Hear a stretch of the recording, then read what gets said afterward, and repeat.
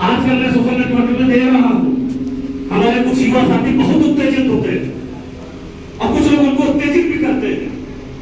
साथियों, ये विषय उछलने का नहीं है, ये बहुत गंभीर विषय है, ये चिंतन का विषय है, ये मरने मारने का विषय है, लेकिन बहुत धैर्य से इन आरएसएन ओपीसी जैसे सैनिकों से सीख लेकर के उछलने का समय है। ये नहीं कि हम रह जाएंगे। इतिहास कहता है कि बोलते कभी इतिहास नहीं लिखा करते, अगर जिंदा रहेंगे तो इतिहास लिखेंगे और इतिहास लिख करके ही मानेंगे। महाराजा सल्ले सिंह रघुवंशी, महाराजा मल्ले सिंह रघुवंशी हमारे हैं और रहेंगे। किसी माई के लाल की औकात नहीं है जो उनको हमसे छीन ली जाए। हमारे पास इतिहास भी है, हमारे पास साक्ष्य भी है, और हमारे युवाओं आपको इतिहास पढ़ने और जानने की जरूरत है। जिस तरह से हम महात्मा गांधी को पढ़ते हैं, बाबा साहब अम्बेडकर को पढ़ते हैं, इसी तरह महाराजा सल्ले से और मल्ले सिंह को भी पढ़ने की बारी है साथी। आज हम देख रहे हैं बहुत से लोग आज विधायक जी का विरोध करते लगे, बहुत से फेसबुक पर विरोध करते लिख करके बाबा ने जी उन्होंने क्या किया। हमारी एक विधायक है और वो विधायक चारों तरफ पार्टियों के विधायक और सांसदों से घिरी हुई है। हमें उनका सहयोग करना चाहिए, उनका विरोध नहीं करना चाहिए। सब हम विरोध करके अपने विरोधियों को दिखाने की कोशिश करते हैं कि हम में फूट है, हम अलग अलग हैं। ये क्या तरीका है साथियों? मैं भी लाइव आ सकता हूँ, मैं भी आपको आदेशित कर सकता हूँ, मैं भी आपसे कह सकता हूँ आइए लड़ाई लड़िए, लेकिन मैं ऐसा नहीं करता क्योंकि मैं जमीन पर काम करने वाला आदमी हूँ और जमीन की बात को समझता हूँ। अगर लड़ाई लड़नी है तो संवैधानिक तरीके से लड़ाई लड़ी जाएगी। माननीय अशोक राज जी ने एक दुस्साहस किया था सदन के भीतर। हमारे महासंघ ने हरदोई में एक बैठक की प्रेस कॉन्फ्रेंस की, इन्होंने कहा, इन्होंने समझा, एक मैसेज दिया। मैंने आदरणीय अध्यक्ष जी से अपने कहा कि मैं एक प्रयास करना चाहता हूँ, मैं बहुत सार्वजनिक और बहुत शालीनता से करना चाहता हूँ। मैं नहीं चाहता हमारे युवा भी रोड पर आए, क्योंकि जिस दिन रोड पर आने की बारी होगी हमारे समाज का युवा पीछे नहीं हटेगा। ताशी समाज की युवा कहीं कमजोर नहीं है, कौन सी समाज है। कहा कि ठीक करिए। मैंने सांसद अशोक राव को फोन किया, मैंने कहा हमारी आपकी मित्रता बहुत अच्छी, लेकिन जिस जात ने मुझको पैदा किया, जिस जात का मैं बेटा हूं, उससे बढ़कर आप नहीं थे। उन्होंने कहा क्या कहना चाहते हैं? मैंने कहा हमने सामने मिलकर बात करना चाहते हैं, हम आपके घर का घेराव नहीं करना चाहते। करने पे आएंगे तो 2000 हमारा रिश्तेदार ही जिला में बैठा है, घेराव कर लेंगे, लेकिन हम आपका घेराव नहीं करना चाहते, आपको प्यार और मोहब्बत से समझाना चाहते। उनका स्वागत है, आइए। मैं घर गया, उनको समझाया, उनके सामने इतिहास रखे, तो उन्होंने बड़े शालीनता से मुझसे कहा कि मनोज जी, इस बार चुनाव में मुझे वोट बहुत कम मिला, मेरे पासी समाज के लोगों ने मेरा साथ छोड़ दिया था, मैं तो सिर्फ राजनीति कर रहा हूं और कुछ नहीं कर रहा, मेरा समाज मेरे साथ रहे इसलिए मुझे करना पड़ा।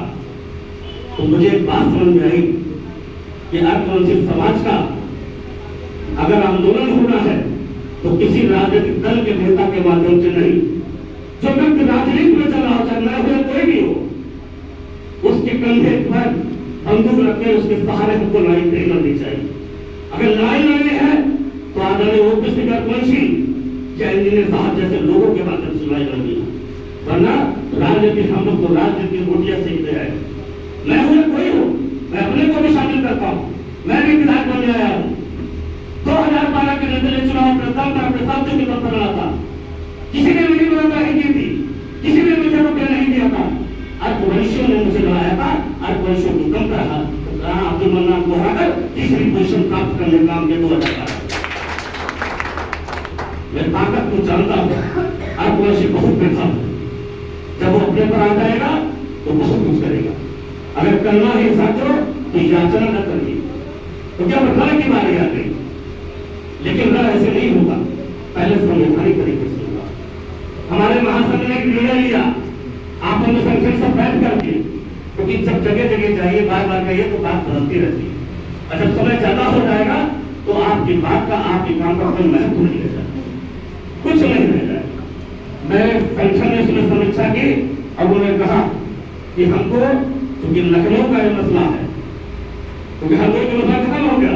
अशोक राव जी ने मुझसे कहा कि मैं इस पर माफी नहीं मांगूंगा, लेकिन मैं बयान दे दूंगा कि वो इस नाम के 2 राजा तत्कालीन हो सकते हैं। आप लोगों ने सुना होगा, उन्होंने इस पर कहा। मैंने अंका जी ने बहुत सारी गंभीर बात कही। उन्होंने कहा ये शोध का विषय है, इस पर विवाद नहीं करना होना चाहिए। और वास्तव में शोध का विषय, अगर किसी को हमारे राजा को फांसी साबित करना है तो शोध करके वो फांसी साबित कर दे, हम मान जाएंगे। और ऐसे साक्षी है नहीं उनके पास कि वो फांसी साबित कर दे जाए। साथियों, बहुत बहुत विचारणीय प्रश्न है और हमारे युवा साथी आपसे निवेदन करता हूँ कि आप सल्ली और मल्ली तक से विवरण रखें। आप उनके राजाओं पे चोट पहुंचाए। उन्होंने कहा मल्ली फांसी हमारे है, आप कहिए लखनऊ के राजा लाखन जो फांसी करते हो वो लाखन फांसी में लाखन रघुवंशी है, हम लाखन रघुवंशी और एक नहीं, हम लोग सैकड़ों राजाओं की अपनी मूर्तियां और पोस्टर लगाने का काम करेंगे। हम लखनऊ को भी जब आप उनके दिलों पर चोट करेंगे, आप विश्वास करिए वो फांसी सुधर जाएगी। बहुत डरपोक जाते हैं फांसी, बहुत डरती है, लेकिन ये बंदर खुर्ची देती है, क्योंकि इनके सांसद विधायक बहुत हो गए। हमारा एक विधायक कसम खा लीजिए कि हमको इस लोकतंत्र में वोट की चोट से पार्टी नेताओं को बाहर का रास्ता दिखाने का काम करना है। जिस दिन अशोक रावत, जयदेवी, सिधौली, संदिला, मिश्रित तमाम जगह जो फांसी जो अपने को दावा करते हैं, इनके नेताओं को कह दीजिए कि हम आपके नेताओं को हराने का काम करेंगे। अर्थवंशी आपको एक भी वोट नहीं देगा, आपको जमीन में उतार करके आपके औकात दिखाने का काम किया अर्थवंशी करेगा। साथियों, कतई युवाओं को उत्तेजित होने की आवश्यकता नहीं, बहुत धैर्य रखने की आवश्यकता है। धैर्य रखिए और जैसा दिशा निर्देश होगा हमारे बुजुर्गों का हम लोग करेंगे। अभी कुछ साथी का चलिए बोर्ड को खास फेंका जाए, अरे प्रशासन ने लगवाया तो हमारी लड़ाई प्रशासन से भी है। क्या होगा, अभी जाएंगे उठा के अभी फायर चालू हो जाएगी, फिर हिम्मत हार जाएंगे और आप ही के बीच के नेता जो आपसे कहे चलो मैं आ रहा हूं, वही पीछे हो जाएंगे। क्या होगा, यही जिद्दी के केस में भी हुआ। जिद्दी को जमानत दिला करके जेल से बाहर लाने का काम मैंने किया। माननीय मंत्री जी ने भी एसडीएम को फोन किया था, उनके यहाँ निकाली है मेरे पास, मंत्री जी ने आगे किया, लेकिन एसडीएम साहब ने जमानत देने का काम नहीं किया। कहा कि मनोज जी आज इनको हम डब्बे घर रखेंगे और कल इनको हम जमानत देंगे, लेकिन आज नहीं दे पाए। साथियों, इसलिए डॉक्टर मनोज रघुवंशी कहने से भी आप इतना उत्तेजित आप ये मत समझ लीजिए कि एक नेता आया उसने कह दिया बस हो गया ना। लड़ाई बहुत गंभीर है, बहुत सोच विचार कर चिंतन करके ये बात बोल रही है और ये लड़ाई लड़नी। हमारे महासंघ ने ये निर्णय लिया है, मैं आपको आमंत्रित कर रहा हूं कि 22 तारीख को लक्ष्मण मेला मैदान लखनऊ में परिवर्तन चौक पर, वहां पर हम लोग विरोध प्रदर्शन करेंगे और वहां से अपने साथियों के साथ डीएम आवास, डीएम कार्यालय तक जाएंगे। और इस दौरान हम मीडिया को भी आमंत्रित कर रहे हैं, जिससे हमारे 8 वर्षों के बाद उत्तर प्रदेश की राजधानी से लेकर के पूरे भारत तक जाए कि 8 वर्ष अब आंदोलित होने वाला। आपको आमंत्रण है, आपको जात की कसम है।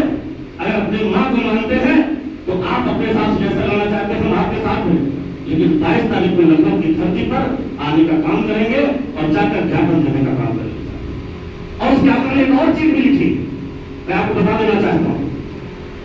मैंने अपने अध्यक्ष से भी कहा कि उस ज्ञापन में 15 दिन का समय दीजिएगा और उनसे कहेगा 15 दिन के अंदर अगर इस बोर्ड को खाद फेंकने का काम नहीं किया गया तो हम आंदोलन के लिए मजबूर होंगे।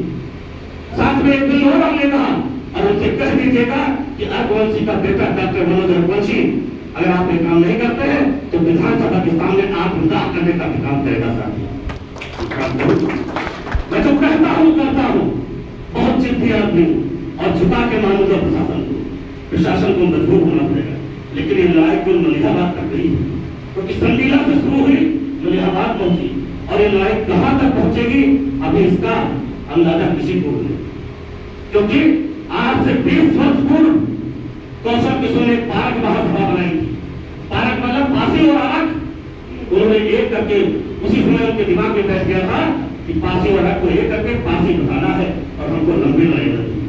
लेकिन धन्य है हमारे समाज के वरिष्ठ जिन्होंने इस बात का विरोध किया, इंजीनियर शिक्षा ने इसका विरोध किया। अगर उन्होंने उसमें विरोध न किया होता तो आज तक आरख फांसी ही कहलाया करते। साथियों, कालांतर पर संघर्ष होते रहे और हमारी लड़ाई आसान नहीं होती रहेगी, लेकिन पहले हम संवैधानिक तरीके से हमारी बात जब नहीं मानी जाती है तो हम आंदोलन के माध्यम से हम लड़ाई लड़ेंगे, जरूर लड़ेंगे, क्योंकि अब याचना नहीं रण होगा और रण बहुत अल्पवंशियों का गंभीर होगा। ये पार्टी को चेतावनी देना चाहता हूँ।